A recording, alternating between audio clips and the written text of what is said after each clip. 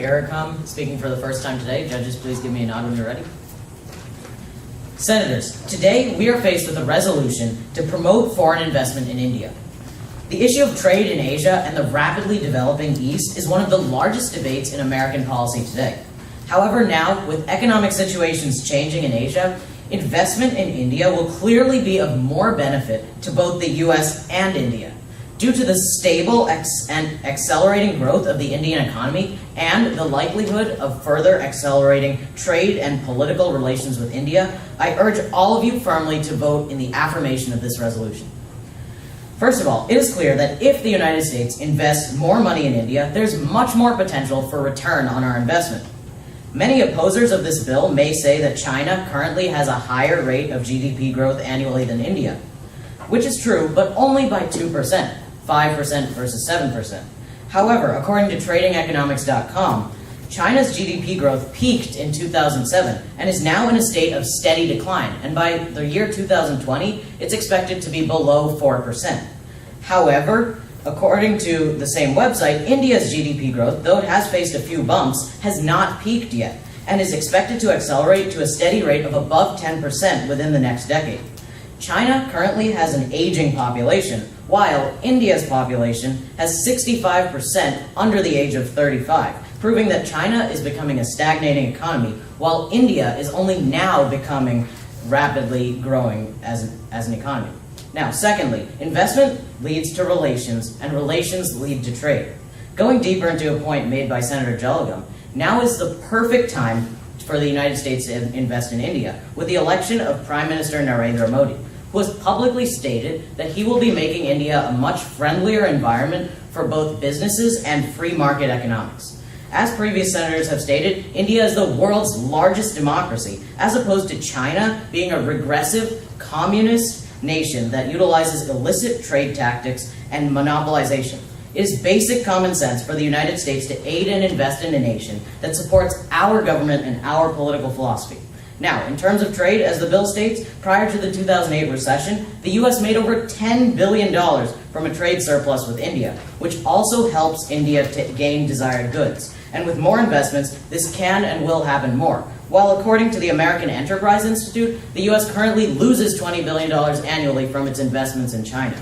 Now, Senator Patlola gives many flaws of the Indian economy, such as the FDI regime or the regulations, but she fails to recognize that in China, these problems are much, much worse. But the U.S. invests there anyway. The U.S. is looking for a lucrative investment proposition, and India has that. As it is clear, this resolution would help both the U.S. and India in advancing their political relations, so I urge you strongly to vote in the affirmation of this bill. Thank you. Speaker, 3 minutes, 2 seconds. Questions for Senator Rakam? Senator Beck? Don't we need a bilateral investment treaty to make sure our investments are safe because India can override WTO?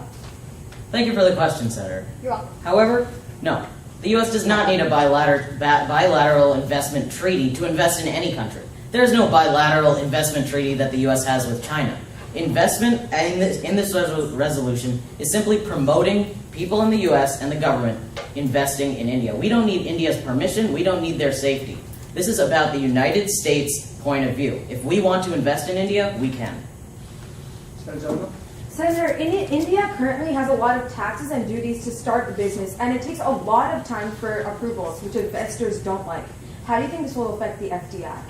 Well, as I stated, and as you stated in your speech, the new Prime Minister, Narendra Modi, is making India a better place for businesses, lowering taxes, making regulations lower, so that more and more businesses can be started and there's more and more free market policies. The FDIs that you're speaking of aren't really affected, and they will only become better with these new policies.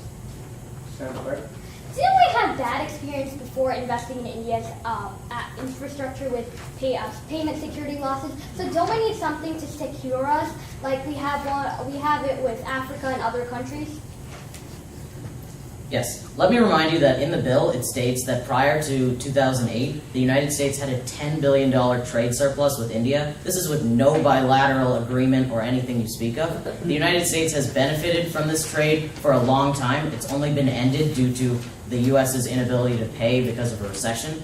because the United States may have these treaties with Africa, we don't have them with many safe countries, including India, China, and European nations. Senator, you said China is going at 7%, India at 5%. It's not a huge difference. That's a 40% difference in strength of the economy.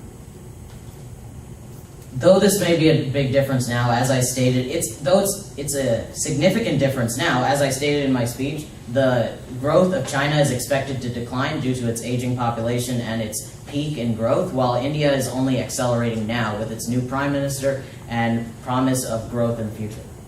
Well, the Indian GDP has grown from 8% to 5%, so it's going down. So should we wait until it gets back to 8%? Yes, many economists have analyzed this trend, and it's happened in countries all around the world. Most countries have declined to some extent between 2008 to now because of this world recession started in the United States.